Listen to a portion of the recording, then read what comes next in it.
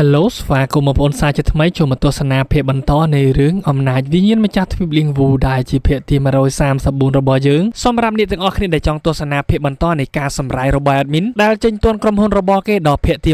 141ចំណែករឿងផ្សេងទៀតក៏បានចេញទាន់ដូចគ្នាផងដែរដូចជារឿងអំណាចធម្មពលនៃច្រកទ្វារអាចកំបាំងភាគទី9គុំពីក្បាច់គុណព្រះអាទិត្យទាំង9ក៏បានចេញដល់ភាគទី9ដូចគ្នាប្រសិនបើចាប់អារម្មណ៍អាចចូលជាសមាជិកកូនគោរព VIP របស់ admin បានចំពោះតម្លៃមិនថ្លៃនោះទេត្រឹមតែ$1ក្នុងមួយខែតែប៉ុណ្ណោះមានរឿងផុសប្រចាំថ្ងៃនៅក្នុងកូនក្រុម VIP ដើម្បីឲ្យអ្នកទាំងអស់គ្នាទស្សនា link Telegram នៅក្រោម comment អាចឆាតមកបានគ្រប់ពេលចាប់ផ្ដើមនៅសាយរឿងនៅក្នុងទីលានប្រកួតនៃអាណាចក្រអន្តរជាតិយើងក៏បានឃើញបេក្ខជនជាច្រើនមកពីអាណាចក្រនានាដើរចូលទៅដោយភាពជឿជាក់ដែលធ្វើឲ្យអ្នកទស្សនាក៏មានការភ្ញាក់ផ្អើលជាមួយនឹងក្រុមបរិបទដែលបិទមុខដែលចវាយនេះរបស់គេសូម្បីតែដើរក៏មិនបើកភ្នែកផងមើលនោះគឺជា Fiency ជាមេដឹកនាំមកពីអាណាចក្ររាជវង្សដ៏អស្ចារ្យខ្ញុំបានឮមកថានៅពេលដែលគាត់បានបើកភ្នែកឡើងវាមានន័យថាការសម្លាប់ដ៏ជាលក្ខសម្រាប់គូប្រកួតរបស់គាត់នៅមានមួយក្រុមទៀតគឺជាអត្រីក្បាច់ដៃដ៏ល្បីល្បាញវូហាននិងមេដឹកនាំវ៉ាងទីងមកពីអាណាចក្រឈូយុនវត្តមានរបស់ពួកគាត់ពិតជាគួរឲ្យខ្លាចខ្លាំងណាស់មិនដោយពួកមនុស្សមកពីអាណាចក្រធានវូនោះទេដែលចំនួនរបស់បេក្ខជនចូលរួមប្រកួតក៏តិចតើពួកគេអាចប្រយុទ្ធយកគ្នាបានដោយរបៀបណាសូម្បីតែឈិនណានក៏បាននិយាយថាហេតុអ្វីបានជាក្រុមរបស់ពួកគេមានចំនួនមនុស្សច្រើនម្ល៉េះចុះអាណាចក្រដទៃទៀតហេតុអ្វីបានជាមិនឃើញឈិនធានក៏បានប្រាប់អាចថាពួកគេកំពុងតែរងចាំប្រយុទ្ធជាមួយនឹងពួកយើងនៅកន្លែងនាន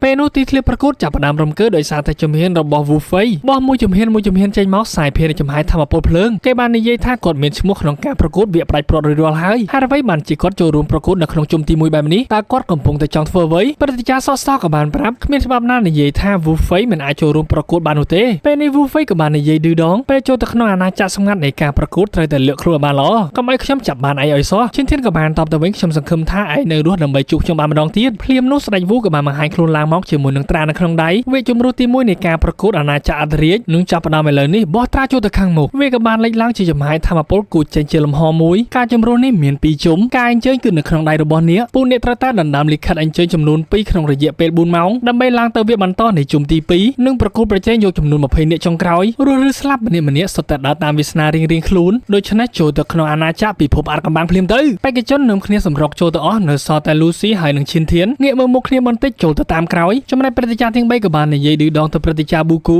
នេះគ្រាន់តែជាជុំទី1កុំឲ្យក្រុមអាណាចក្រធានវូរបស់លោកត្រូវលុបបំបាត់ចោលទាំងស្រុងឲ្យសោះក្រឡេកមកក្នុងអាណាចក្រពិភពអាតកំបាំងដែលក្រុមបេក្ខជនប្រកួតនីមួយៗកំពុងតែដើរសម្ដៅទៅរកគ្នាមានទាំងលើភ្នំនិងក្នុងព្រៃសូម្បីតែក្រុមនារីក៏ត្រូវបានឡំពាត់ដោយក្រុមបិទមុខចំណែកឈិនធានគឺ solo ម្នាក់ឯងប្រឈមមុខជាមួយនឹងមនុស្សជាច្រើនវូឈិនក៏មិនទោសវាសនានេះគឺជាសំណាងអាក្រក់របស់ឯងដែលបង្ហាញខ្លួននៅទីនេះតែម្នាក់ឯងបែបនេះគ្នារបស់ពួកគេជាច្រើនសម្រុកចូលព្រមគ្នាពេលនោះឈិនធានក៏បានកាប់ចេញមួយចំហាយធម្មពលដៅលាន់សូទៅឆ្វិចបានខ្វាយពួកអាពងដាល់ទាំងអស់នោះឲ្យស្លាប់អស់រលីងនៅសល់ម្នាក់ទៀតបានតវ៉ាមិនថាឯងខ្លាំងប៉ុណ្ណានោះទេប៉ុន្តែគ្នារបស់ពួកឯងដែលទន់ខ្សោយច្បាស់ជារងរបួសជាមិនខានឬក៏ពេលនេះបានស្លាប់អស់ហើយទេដឹងដូច្នេះវូឈិនឯងច្បាស់ជាជាប់ជាមិនខានហាឈិនធានជាមួយនឹងទឹកមុខគ្មានការតក់ស្លុតតើដូច្នោះមែនឬក្រឡេកមកខាងនារីវិញជាមួយនឹងបច្ចេកទេសធម្មពលរបស់នាងពិតជាខ្លាំងក្លាចាត់ការទៅក្រុមពាក្យរបាំងមុខទាំងអស់នោះដែលធ្វើឲ្យពួកវានឹកស្មានមានដល់ហេតុអ្វីបានជារបួសពួកនាងជាសះស្បើយលឺម្លេះ Lucy នាងមិននិយាយច្រើនអ្វីនោះទេក៏បានប្រើប្រាស់នៅបច្ចេកទេសការបញ្ចុះសពប្រលឹងទន្លេតកចំណែកដៃគូរបស់នាងក៏បានប្រើប្រាស់នៅប្រលឹងវិញ្ញាណមេដាដៃ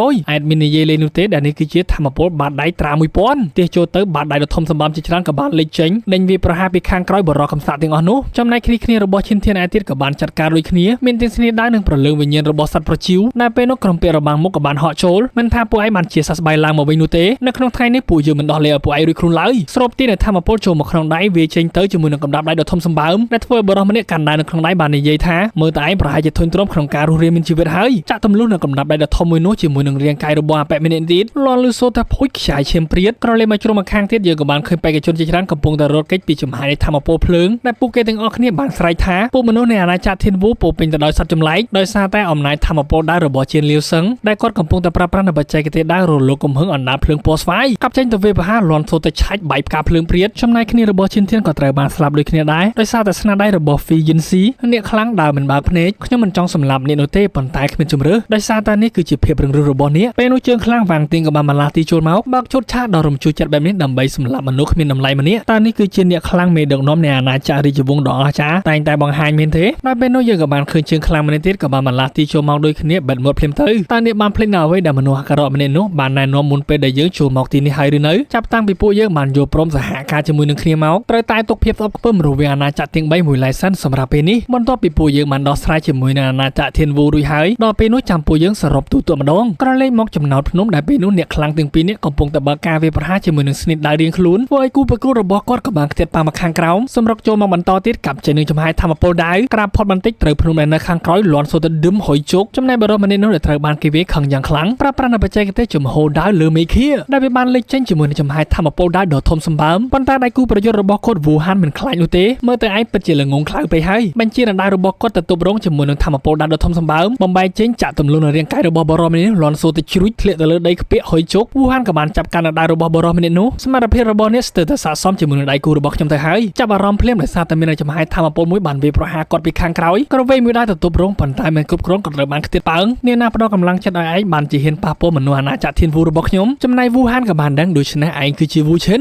ខ្ញុំបានឮថាឯងអាចទប់ទល់ជាមួយនឹងស្នេហ៍របស់វូហ្វេបានដូច្នេះនៅក្នុងថ្ងៃនេះខ្ញុំនឹងសាកល្បងដោយផ្ទាល់ថាពាក្យចចាមអារម្មណ៍នោះគឺជាការពិតឬអត់ក្រវេងចេញមួយចំហាយធម្មពលដាវឈិនធានក៏បានកាប់បំបែកចេញបន្តសម្រុកចូលរៀងខ្លួនប្រាប់ប្រាណដៃទប់រងគ្នាប៉ុន្តែវូហានគាត់មានដៅពីរក៏បានចាប់កាន់ចូលមកក្នុងដៃកាប់វាប្រហារទៅរកឈិនធានអាឡាតខ្លួនកិច្ចផុតបន្តិចកាប់បំបែកចេញដោយវូហានជាមួយនឹងដៅពីរនៅក្នុងដៃកាប់ពេញមួយទំហឹងចូលមកឈិនធានក៏បានទប់រងប៉ុន្តែមិនគ្រប់គ្រាន់ទេខ្ទាតប៉ាមកខាងក្រោមលន់មាត់ថាការវាប្រហារដោយដៅពីរដែលវាអាចបំពេញបន្ថែមគ្នាទៅវិញទៅមកជាមួយនឹងកម្លាំងដ៏មានឥទ្ធិពលបែបនេះវូហានក៏បានអ៊ូតែម្ដងស្មារតីប្រយុទ្ធរបស់ខ្ញុំគឺជាម្ចាស់នៃដៅ 10000 អាវុធដ៏ទេវភាពមួយណាក៏ដោយដែលខ្ញុំបានចាប់អារម្មណ៍វាត្រូវតែស្ដាប់បញ្ជារបស់ខ្ញុំនៅក្នុងថ្ងៃនេះខ្ញុំនឹងបង្ហាញនេះអំពីអ្វីជាជំនាញដៅដ៏ពិតប្រាកដបច្ចេកទេសដៅពពកហូរកាត់ទ្វេដងកាប់ចេញមកជាមួយនឹងចំហាយធម្មពលដៅទាំងពីរដែលធ្វើឲ្យឈិនធានក៏បានបញ្ចេញចំហាយធម្មពលដៅឋានស៊ូកាប់វាប្រហារទប់រងបែកខ្ទេចខ្ទាតទៅប៉ះវូហានដែលធ្វើឲ្យគាត់ក៏បានចាប់អារម្មណ៍តើដៅមួយនេះមែនទេដែលអ្នកអាចទប់ទល់ជាមួយនឹងវូហ្វេបានវាពិតជាស័ក្តិសមគូជាមួយនឹងដៅរបស់ខ្ញុំមែនដូច្នេះវានឹងខ្លាចជារបស់ខ្ញុំឆាប់ៗនេះជាមិនខានសម្រាប់ចូលមកឈិនធានក៏បានបញ្ចេញដៅឋានស៊ូចូលទៅវាប្រហារវូហានក៏បានកាប់ក្រវែងចេញមួយប៉ុន្តែដៅឋានស៊ូក៏បានវាប្រហារពីខាងក្រោយមកវិញវូហានក៏បានកាប់ទប់រងមួយទៀតពេលនោះដៅឋានស៊ូក៏បានបញ្ចេញធម្មពលលេចឡើងនៅដៅជាច្រើនវាប្រហារចូលទៅស្រោចដូចជាគ្រាប់ភ្លៀងដែលធ្វើឲ្យវូហានក៏បានបើកនៅធម្មពលទប់រងចំណែកដៅឋានស៊ូក៏បានអ៊ូភ្លាមតែម្ដងដៃអេតចៃមួយដុំសោះហ៊ានប្រៀបធៀបជាមួយនឹងដៅឋានស៊ូដូចជាខ្ញុំមែនទេដូច្នេះនៅក្នុងថ្ងៃនេះខ្ញុំត្រូវតែកម្ចាត់អ្នកទាំងស្រុងបន្ថែមនឹងកម្លាំងធម្មពលធ្វើឲ្យវូហានក៏បានរៀងស្រត់មកខាងក្រោមបន្តិចតាមពិតទៅឯងគឺជាវិញ្ញាណដៅមែនទេខ្ញុំបានចំណាយពេលពេញមួយជីវិតរបស់ខ្ញុំដើម្បីស្វែងរកដៅវិញ្ញាណដែលមានជីវិតបែបនេះដើម្បីមកជំនួសឲ្យដៅអន្តរីរបស់ខ្ញុំឋានស៊ូពិតជាបានបំពេញបំណងរបស់ខ្ញុំខ្លាំងណាស់បន្ទាប់មកក៏បានប្រើប្រាស់បច្ចេកទេសចងវិញ្ញាណដែលធ្វើឲ្យវិញ្ញាណដៅអន្តរីក៏បានស្រែកថាហេតុអ្វីបានជាខ្ញុំមិនអាចគ្រប់គ្រងខ្លួនឯងបានបែបនេះលោកម្ចាស់សូមជួយសង្គ្រោះខ្ញុំផងវូហានក៏បានចាប់កាន់ដៅឋានស៊ូមកក្នុងដៃអង្អែលវាបន្តិចពិតជាអស្ចារ្យណាស់ឥឡូវនេះដៅរបស់ឯងនៅក្នុងដៃរបស់ខ្ញុំហើយចំណែកជីវិតរបស់ឯងក៏ជារបស់ខ្ញុំដូចគ្នាពេលនេះដៅ3នៅក្នុងដៃវាតិចពេកក៏បានបញ្ចេញចំហាយធម្មពលលេចចេញនៅដៃជាច្រើនដែលគាត់បានស្រែកថាពន្លឺហូរដេញតាមព្រះច័ន្ទបញ្ជាទៅវាប្រហារបាញ់ចេញដូចជា BM21 ស្របគ្នាផងដែរឈិនធានក៏បានបញ្ចេញចំហាយធម្មពលពណ៌ស្វាយវាប្រហារចេញទៅដែលមុតដូចជាកំបិតបំបែកនឹងអំណាចធម្មពលដៅទាំងអស់នោះឡើងខ្ទេចពេលនេះវូហានភ្ញាក់ផ្អើលយ៉ាងខ្លាំងបើកភ្នែកធំៗព្យាយាមទប់រងនៅតែមិនគ្រប់គ្រាន់ក៏ត្រូវបានខ្ទេចប៉ាបន្តិចវាគឺជាធម្មពលរបស់បិសាចតើនេះអាចទៅរួចដោយរបៀបណាឯងមិនខ្លាចអំណាចធម្មពលរបស់បិសាចវាវាយបកមកវិញទេឬឈិនធានបន្លាស់ទីមកយ៉ាងលឿនពីខាងក្រោយខ្នងវាម្ដាយចូលទៅលន់សូទៅឌឹបហើយមួយដៃពេ